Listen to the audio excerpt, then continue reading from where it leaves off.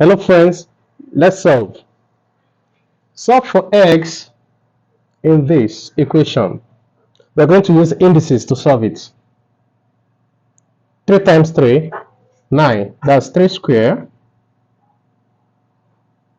X minus 1 equals to 3 times 3 times 3. That's 3 cubed equals to 27 raised to power x plus 1. This will multiply this. We now have 3, 2 times x, 2x minus 2 times minus 1 minus 2. Solve for this.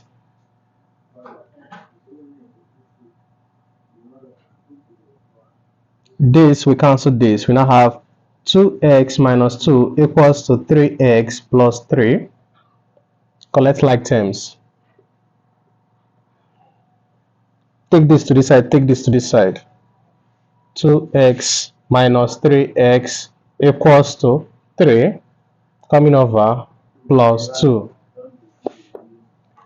minus x equals to 5.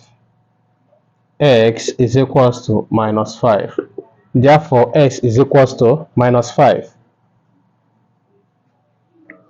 Thank you.